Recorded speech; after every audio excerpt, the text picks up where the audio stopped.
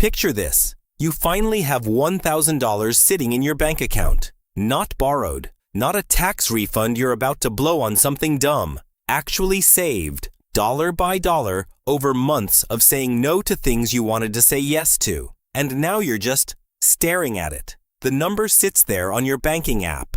And instead of feeling excited, you feel something closer to paralyzed. Should you invest it? Where? What if you pick the wrong thing and watch it disappear? What if everyone on TikTok telling you to buy this stock now is actually setting you up to lose your rent money? So the $1,000 just sits there, earning basically nothing in a checking account, slowly losing value to inflation while you wait for some imaginary moment when you'll finally feel ready. Here's the uncomfortable truth. That moment never comes. Not because you're bad with money, but because nobody ever taught you the actual steps. You got lessons on how to balance a checkbook for a check you'll never write, but nobody sat you down and said, here's what to literally click, in what order, with your first $1,000. That gap is costing you more than you realize. The average person doesn't make their first investment until their early 30s. Not because investing is complicated, it's not, but because the fear of doing it wrong keeps people frozen long after they're financially ready to start.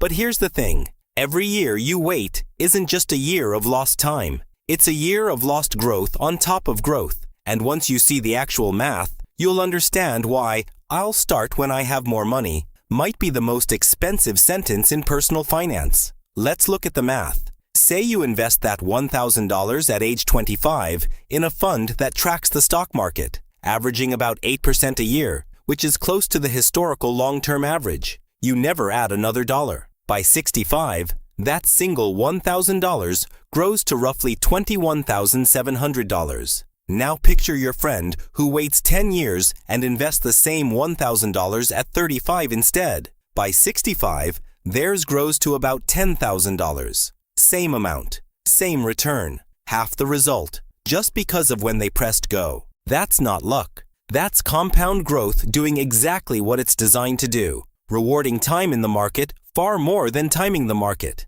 And this is where it gets really interesting. This example uses one single deposit. Once you start adding to it regularly, that gap between the early starter and the late starter gets even wider every single year. Now add just $50 a month on top of that original $1,000, starting at 25, and by 65, you're looking at well over $170,000, still using that same 8% average. Wait until 35 to start the exact same habit, and you end up closer to $70,000. Same monthly amount, same discipline, same effort. The only difference is a 10-year head start. That's the entire argument for starting now instead of waiting for some better moment that doesn't actually exist. So let's turn that math into an actual plan for the money sitting in your account right now. Step 1. Check your emergency fund before you check the stock market. If a surprise $400 expense would wreck your month, your first $1,000 might need to become a cash cushion in a high-yield savings account before it becomes an investment.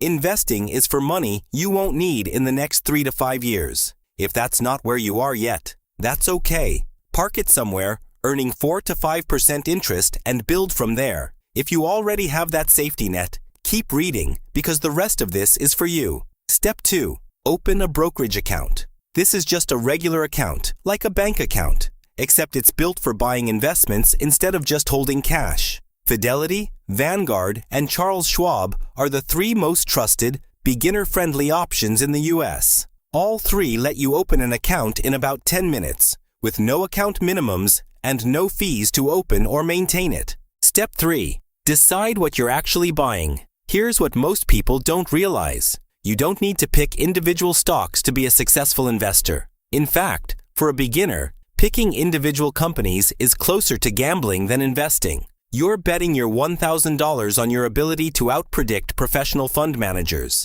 And the data isn't kind to that bet. Most actively managed funds underperform the simple market average over time. Instead, beginners are usually better off with an index fund, specifically something like an S&P 500 index fund. This single fund spreads your money across 500 of the largest companies in America. You're not betting on one company surviving. You're betting on the American economy continuing to grow over the long run, which is a much safer bet to make with your first $1,000. Now let's get specific. Here's a simple allocation example. Assuming your emergency fund is already handled, put $900 of your $1,000 into a low-cost S&P 500 index fund, something like VOO, FXAIX, or VFIAX, depending on your brokerage. Keep the remaining $100 in your account's cash settlement fund, which usually earns a small amount of interest while you decide whether to add to your investment next paycheck.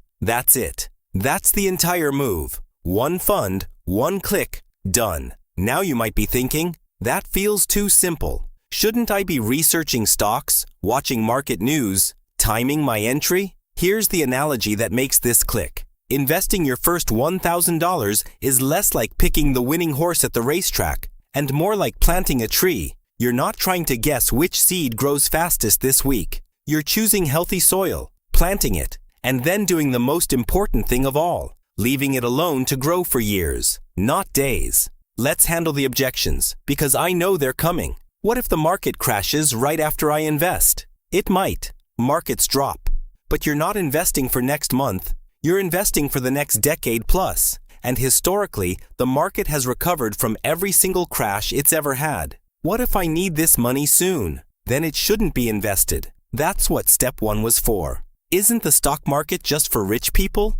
No. You can start with $1, not $1,000. The $1,000 just means you're getting a meaningful head start. What if I pick the wrong index fund?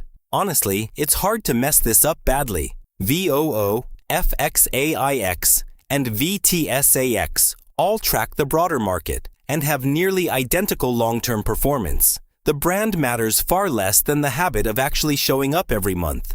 The most common mistake beginners actually make isn't picking the wrong fund. It's never pressing the button at all. They research for 6 months, switch apps 3 times, and the money sits in cash the entire time, earning nothing while inflation quietly eats it. The second most common mistake is panic selling the first time the market dips 10%, which locks in a loss that would have recovered if they just left it alone. So here's the recap. Check your emergency fund first. Open a brokerage account at Fidelity, Vanguard, or Schwab.